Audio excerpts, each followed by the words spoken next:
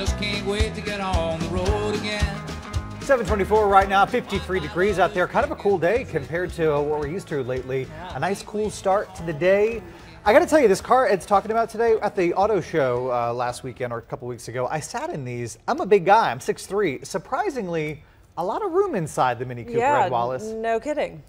Steve, you said it right. In fact, if you take an original Mini, the one that came out in 1959, and put it up against the new Minis out from BMW, it is amazing how huge this car is compared to the original one. Now, last year, we finally updated the Mini Coupe, a new model, the first one since it was reintroduced by BMW.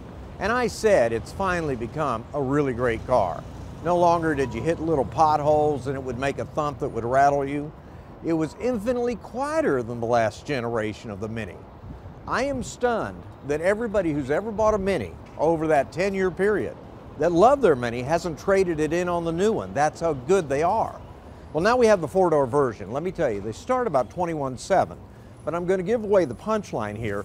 This one with everything on it is like $34,000. It's ridiculously high. But we've got a couple engines. A turbocharged 3-cylinder, which is what we reviewed last time around, and it's got 134 horsepower, but it really kicks and rocks, and you can't tell it's a 3-cylinder. It's that smooth. And then this has the 2-liter 189 horsepower engine. Frankly, I'd just as soon have the 3-cylinder and the better mileage. Look at the interior. This is what the big change is. Even though the dials and the switches and the toggle switches all look the same from the original Mini, look how much more elegant the dash has become in this particular model. And that's what's way cool about it. Navigation system, which is on this one, the screen's a little small for my liking, but the detail on the map is wonderful, finding cross streets. If you want to put a bunch of people into it, you can do that. As Steve said, he's 6'3". He would sit in this Mini just fine. I would hate to sit behind him at 5'9". But that being said, this car is going to be comfortable for 4 or 5 people, 5'10". And then we have the back hatch area, not huge, but still good enough to put supplies and all that into. The back seats, of course, fold down.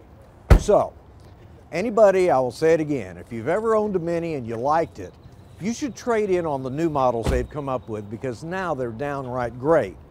But also be aware, in this 4-door version, you can find them nicely equipped for $25,000 or $26,000. And as a message to Mini, next time around, maybe you should send me a $25,000 one to review instead of me coming on air and saying this one is almost 34. With that, have a good weekend. All right, thanks, Ed. You can listen to Ed on 570 KLIF tomorrow. His car column, as always, in Saturday's Fort Worth Star-Telegram.